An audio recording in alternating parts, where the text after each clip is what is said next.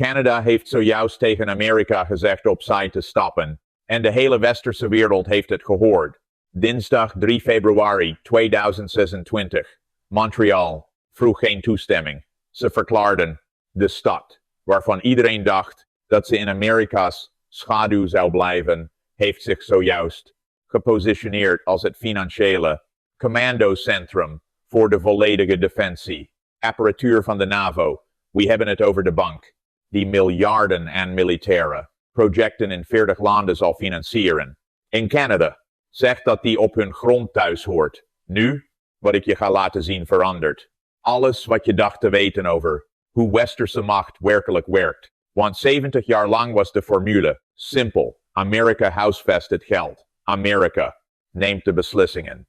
Iedereen volgt. Zo werkte de NAVO. Zo werkte die wereldwijde defensiefinanciering. Zo structureerde de hele westerse alliantie zich rond Amerikaanse financiële dominantie. Montreal heeft die formule met één aankondiging verbrijzeld. Dit is wat er gebeurde. Stefan P. liep het Internationale, hoofdkwartier van Montreal binnen en legde een verklaring neer die schokgolven door elke NAVO-hoofdstad stuurde.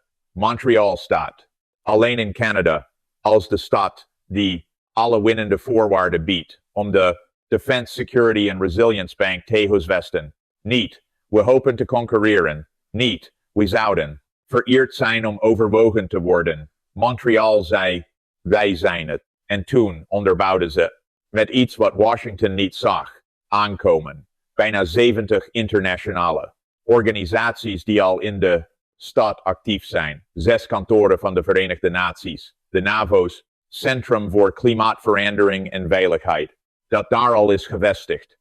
De basis, luchtvaartsector, die een vliegtuig van begin tot eind kan bouwen.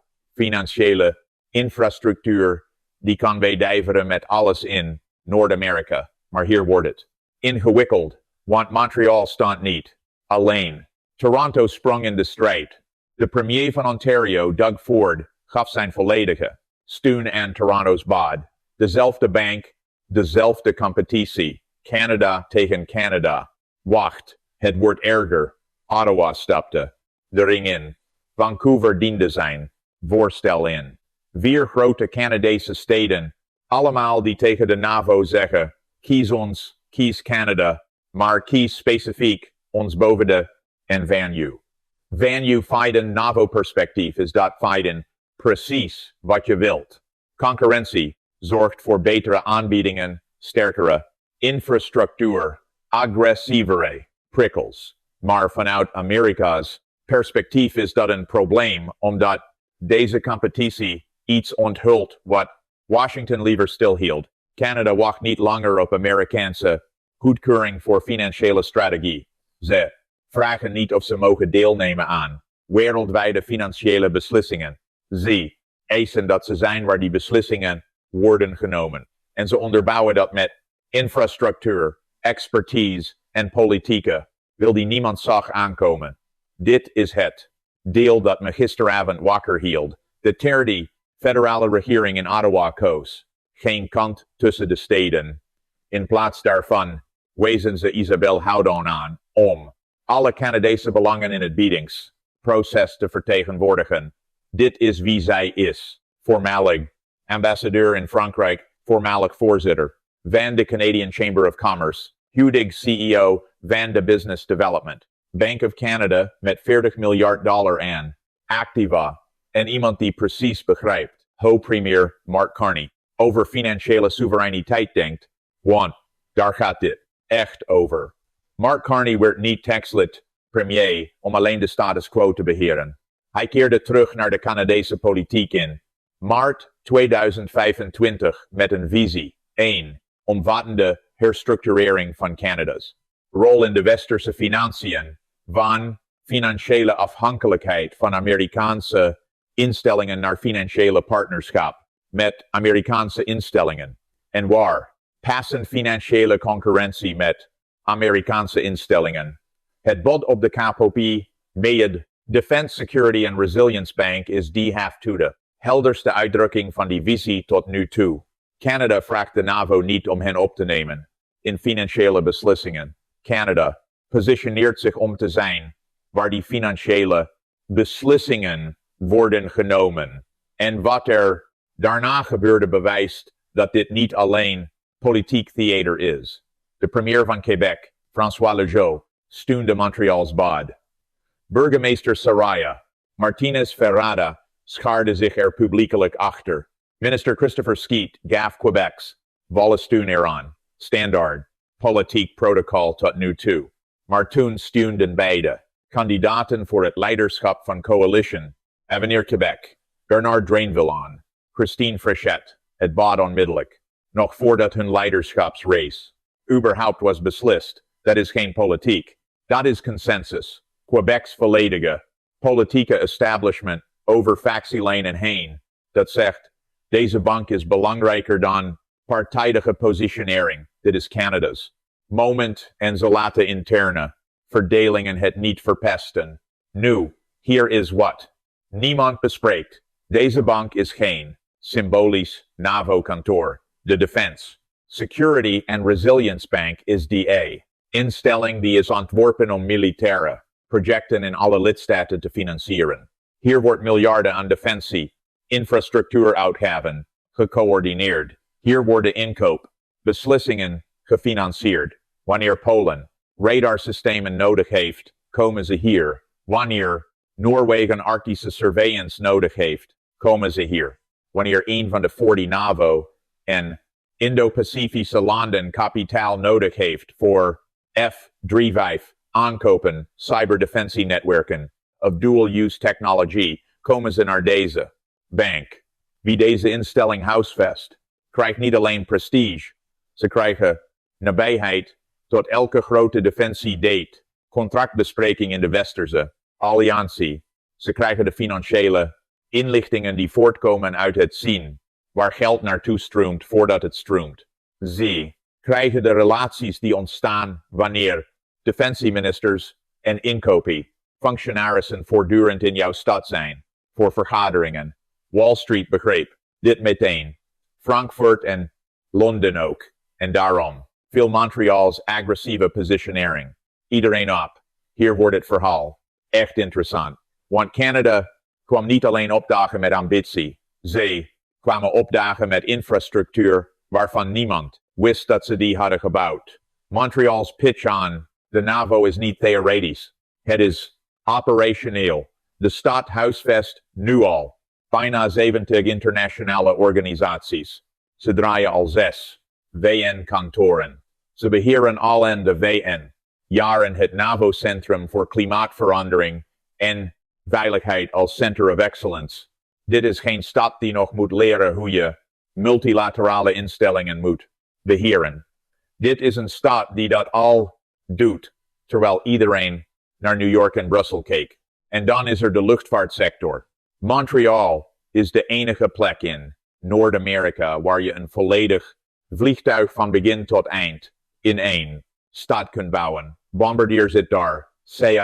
CAE, werelds grootste fabrikant van vluchtsimulatoren, zit daar. Pratt & Whitney, Canada, Rolls-Royce Canada, allemaal met grote faciliteiten in hetzelfde metropolitane gebied.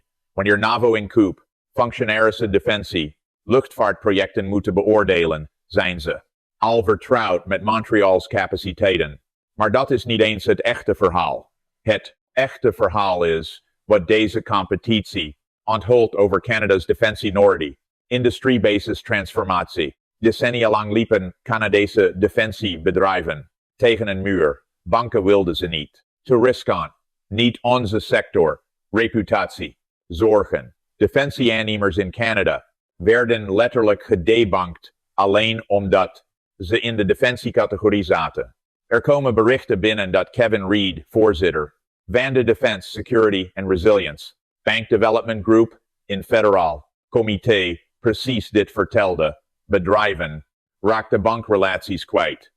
Enkel omdat ze in defensie werkten. Dat creëerde een enorme kloof. Canadese bedrijven hadden de technische expertise om wereldwijd te concurreren, maar ze konden geen toegang krijgen tot kapitaal om op te schalen. Nu, wat ik je ga laten zien, verandert het hele beeld. Want de DSRB gaat niet alleen over het financieren van NAVO-projecten. Het NAVO gaat over het creëren van een volledig nieuw financieel ecosysteem voor defensie-innovatie. En wie het huisvest bepaalt hoe dat ecosysteem zich ontwikkelt. Denk na over wat dat in de praktijk betekent. Wanneer in Koop functionarissen uit Polen, Duitsland, Noorwegen en de Baltische Staten regelmatig naar Montreal of Toronto vliegen voor financiering SAGE. Vergaderingen wonen ze niet alleen. Boardmeetings bij, ze bezoeken faciliteiten, ze ontmoeten Canadese luchtvaartbedrijven. Zij gaan om tafel met Canadese defensie-aannemers. Ze beoordelen Canadese technologiebedrijven voor mogelijke partnerschappen. De relaties die in bankbestuurskamers ontstaan creëren kansen in defensiecontracten. En Canada's defensieindustrie is altijd capabel geweest. Ze concurreerden alleen vanaf de periferie, terwijl Amerikaanse en Europese giganten de grootste contracten binnenhaalden. Het hosten van deze bank verandert het concurrentielandschap fundamenteel. Montreal's pitch benadrukt specifiek deze ecosysteemintegratie. Bronnen bevestigen nu dat ze niet alleen hostingcapaciteit verkopen, ze verkopen expertise. Wil je defensiefinanciering? Jij biedt dat. Wil je luchtvaart?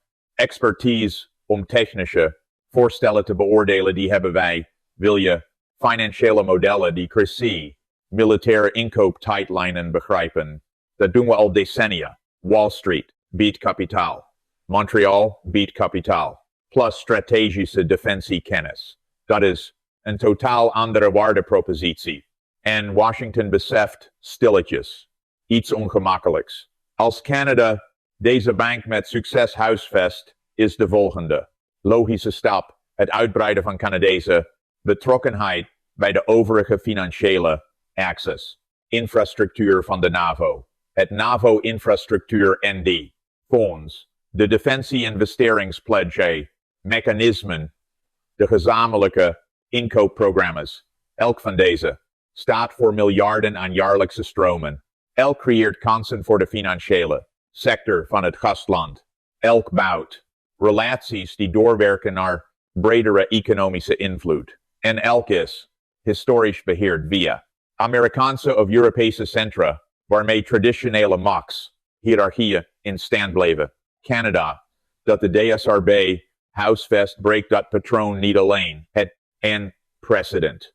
Als Montreal of Toronto bewijst dat ze NAVO-defensiefinanciering effectief kunnen beheren, komt elke andere financiële alliantiefunctie in beeld voor Canadese biedingen. Maar hier is de wending die niemand verwachtte. De Europese Unie kijkt hier scherp naar, want als Canada zich met succes positioneert als financiële partner van de NAVO in plaats van Amerika's financiële afhankelijke, ontstaat ruimte voor Europese hoofdsteden om evenzo financiële autonomie te claimen. Brussel wil niet alles via New York laten lopen, net zo min als Ottawa dat wil. Maar iemand moest als eerste laten zien dat alternatieven levensvatbaar zijn. Montreal boet zich aan en of ze dit specifieke bod winnen of niet, het signaal is verstuurd. Canada concurreert om financiële infrastructuur die het westerse defensiebeleid vormgeeft. Documenten onthullen dat premier Carney iets fundamenteels begrijpt.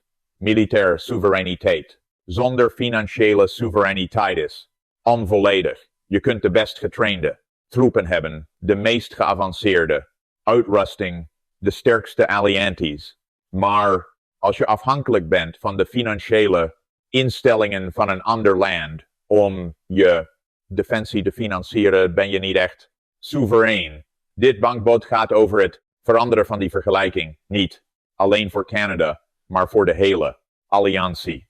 Want zodra een NAVO-lid met succes kritieke financiële infrastructuur huisvest, zullen anderen volgen. Polen zou kunnen bieden om inkoopfinanciering voor Oost-Europese leden te hosten. Noorwegen zou kunnen aanbieden om Arctische defensie-investeringen te beheren. Spanje zou kunnen concurreren om financiering voor mediterrane veiligheid. Zodra dat monopolie breekt, bepaalt wie er als eerste is hoe het nieuwe systeem wordt gebouwd.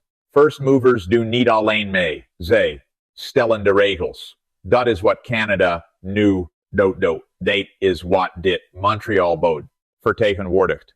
Financiële soevereiniteit is nationale strategie. In de stile erkenning in NAVO-hoofdsteden dat Canadees leiderschap onder Mark Carney niet wacht op Amerikaanse toestemming om Canadese belangen na te streven. Verandert dit hoe jij Canada's rol in de Westerse alliantie ziet, want we zijn nog niet klaar. Nu moeten we het hebben over de man achter deze strategie, want niets hiervan gebeurt zonder Mark Carney's terugkeer naar de Canadese politiek. Maart 2025. Carney wordt premier nadat hij het leiderschap van de Liberale Partij won. Met meer dan 85% van de stemmen. De declared procenten voormalige gouverneur van de Bank of Canada. De voormalige gouverneur van de Bank of England. De eerste niet-Britse burger ooit die die positie bekleedde. Hij keerde niet terug naar de Canadese politiek om incrementele beleidsaanpassingen te beheren. Hij keerde terug met een doctrine, een omvattende visie voor het herstructureren van Canada's positie in het tensity winder wereldwijde financiële systeem. En wat we leren is dat die visie iets zeer specifieks aanvat. Canada verplaatsen van financiële cliënt naar financiële architect, van beleidvolger naar beleidsmaker, van Amerikaanse satelliet naar onafhankelijk machtscentrum. Het DSRB-bad is de operationele manifestatie van die doctrine. Kijk naar het patroon. Toen Carney de Bank of England leidde van 2013 tot 2020, werd Londen het alternatieve financiële centrum van de procent Westerse wereld naast New York. Niet tegen New York, maar onafhankelijk van New York. Een plek waar Europese regeringen, Aziatische investeerders en mondiale bedrijven toegang konden krijgen tot Westerse financiële systemen, zonder alles via Manhattan te laten lopen. Carney bouwde die infrastructuur doelbewust. Nu is hij premier van Canada en plotseling biedt Montreal zich aan om de Defensiebank van de NAVO te hosten. Toronto concurreert voor dezelfde prijs. Beide steden benadrukken capaciteiten die niemand betwijfelde dat ze hadden, maar niemand dacht eraan ze als wereldwijd significant te positioneren tot nu. Dat is geen toeval. Dat is de Carney-doctrine in Litigation also. Actie. En toen kwam Davos. Januari 2026. Het Davos World Economic Forum. Carney hield een toespraak die schokgolven door de conferentie stuurde. De nieuwste informatie laat zien dat hij verklaarde dat de oude internationale orde voorbij is. Niet afnemend, niet veranderend, voorbij. Hij vertelde middenmachten zoals Canada dat ze moeten stoppen met wachten tot het regelsgebaseerde systeem hen beschermt en moeten beginnen met het bouwen van nieuwe coalities gebaseerd op gedeelde belangen. Functionarissen zeggen nu dat die toespraak een onmiddellijke tegenreactie uit Washington veroorzaakte. President Trump trok een uitnodiging in voor Carney om zitting te nemen in een voorgestelde vredesraad rond Gaza. Trump zei later, Canada leeft dankzij de Verenigde Staten en bekritiseerde Carney omdat hij geen denkbaarheid toonde. Dat is geen diplomatieke taal. Dat is een directe uitdaging aan een zittende premier. Carney week niet terug. Toen minister van Financiën Scott Bessent beweerde dat Carney zijn Davos-opmerkingen had teruggenomen in een telefoongesprek met Trump. Carney ging officieel op record. Ik meende wat ik zei. Hij voegde eraan toe dat bijna niets normaal is in de Verenigde Staten op dit moment. Dat is Canada's premier die publiekelijk de Amerikaanse minister van Financiën tegenspreekt en zijn kritiek op Amerikaans gedrag verdubbelt. Hier komt alles samen. het DSRB-bod, gebeurt niet in isolatie. Het maakt deel uit van een bredere strategische herpositionering. Carney bouwt systematisch Canada's capaciteit op om onafhankelijk van Amerikaanse financiële infrastructuur te opereren, terwijl hij alliantie-verplichtingen behoudt. En hij doet dit tegelijkertijd op meerdere fronten. In januari 2026 bezocht Carney China, de eerste Canadese premier in 8 jaar die Dalmin Yago. Dat deed. Bronnen bevestigen nu dat hij president Xi Jinping en premier Li Qiang ontmoette. Ze ondertekenden 8 samenwerkingsdocumenten, waaronder een economische en handelsroadmap. Wie spraken specifiek handelskwesties rond elektrische voertuigen, staal, aluminium, koolzaad en landbouwproducten. Washington merkte het op, want terwijl Trump Canada dreigt met annexatie en enorme tarieven, diversifieert Carney Canada's economische relaties. Hij bouwt alternatieve markten.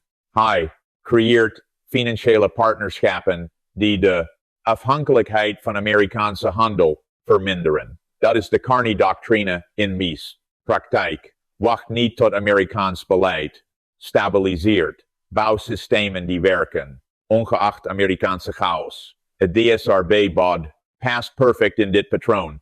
Als de NAVO-defensiebank in Montreal of Toronto eindigt, krijgt Canada financiële infrastructuur die functioneert onafhankelijk van Amerikaanse goedkeuring. Defensieministers uit 40 landen zullen werken met Canadese instellingen, Canadese functionarissen, Canadese financiële systemen. De Verenigde Staten blijven de militaire ruggengraat van de alliantie, maar Canada wordt de financiële coördinator. Dat is een machtsverschuiving. Dat creëert relaties. Dat creëert leverage. Dat creëert het soort soft power dat zich vertaalt in invloed over de hele alliantie. En het doet dat zonder direct de Amerikaanse militaire primaat uit te dagen. Wat betekent dat?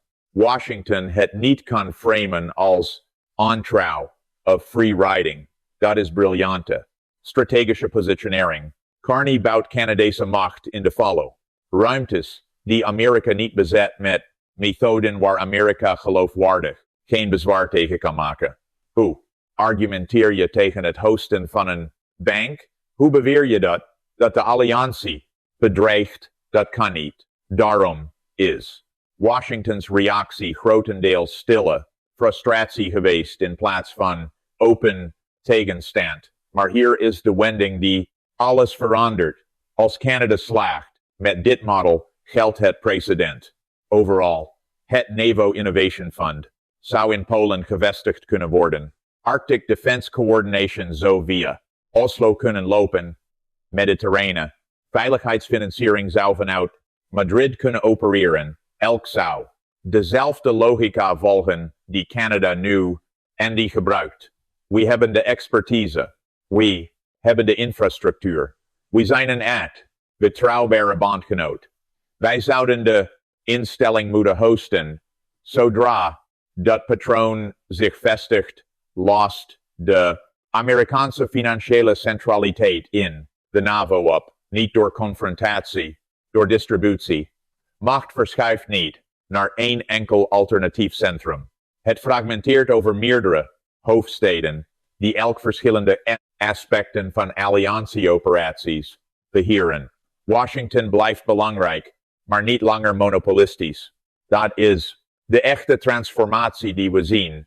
Niet Canada versus Amerika. Canada dat een model pioniert dat de hele alliantie minder afhankelijk maakt van de financiële infrastructuur van één land en dat doet op een manier die de collectieve defensie daadwerkelijk versterkt door redundantie, veerkracht te creëren, documenten, onthullen dat dit precies is wat Mark Carney betuigde in zijn Davos toespraak. Middenmachten moeten onafhankelijke capaciteit opbouwen en flexibele coalities vormen. Ze kunnen niet vertrouwen op de bescherming van de oude orde, omdat die orde niet langer betrouwbaar functioneert. Ze moeten nieuwe structuren creëren die werken, ongeacht instabiliteit bij grootmachten. DSRB-bod is die theorie in de bod. Praktijk. Canada bouwt financiële infrastructuur. Canada vormt coalities met Europese en Indo-Pacifische partners. Canada laat zien dat middenmachten kritieke alliantie functies kunnen beheren zonder toezicht van grootmachten. Het werkt. Andere landen informeren al naar vergelijkbare modellen. En hier is wat Washington langzaam beseft. Dit is niet iets wat ze kunnen stoppen. Canada schendt geen verdragsverplichtingen. Ze bouwen geen rivaliserende instellingen.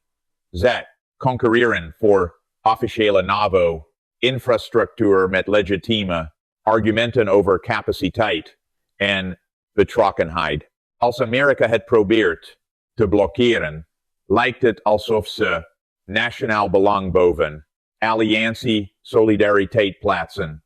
Als ze het laten gebeuren, accepteren ze het precedent dat de Amerikaanse financiële centraliteit vermindert. Hoe dan ook, het monopolie breekt. De vraag is alleen timing. En Canada heeft zichzelf zo gepositioneerd dat het er hoe dan ook van profiteert.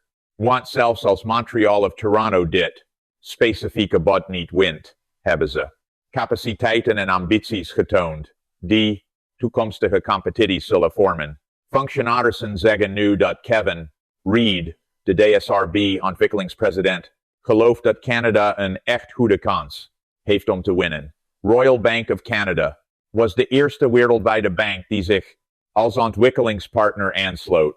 Canada's delegatie bij de eerste briefings was de grootste van elk land. De infrastructuur is er, de politieke wil is er, de expertise is bewezen. Wat gebeurt er wanneer een land waarvan iedereen aannam dat het in Amerika's financiële schaduw zou blijven actief, begint te concurreren voor de instellingen die het westerse defensiebeleid vormgeven? Je krijgt precies wat we nu zien. 1. Fundamentele herstructurering van alliantie-machtsdynamiek, een verschuiving van hiërarchie naar netwerk. 1. Overgang van Amerikaans monopolie naar gedistribueerde autoriteit. Mark Carney's visie op Canadese soevereiniteit is niet retorisch. Het is structureel.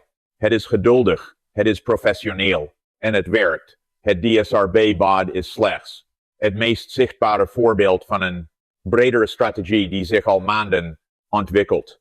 Financiële onafhankelijkheid, strategische positionering, capaciteit, opbouwen die Canada opties geeft, ongeacht Amerikaanse beleidschaos. De financiële geografie van het Westen wordt opnieuw getekend en Canada wacht niet op toestemming om zelf enkele van die nieuwe lijnen te trekken. Dat is het. DH verhaal. Dat is wat er gebeurde op 3 februari toen Montreal zijn aankondiging deed. Niet alleen een bod op een bank. Een verklaring van financiële soevereiniteit die Canada's transformatie van afhankelijke bondgenoot naar onafhankelijke macht signaleert. Ik ben benieuwd wat jij hiervan vindt. Versterkt Canada zet de NAVO door financiële redundantie te creëren, of fragmenteert het de alliantie op manieren die collectieve defensie kunnen verzwakken? Waar zie jij dit heen gaan in het komende decennium? Laat het me weten in de reacties.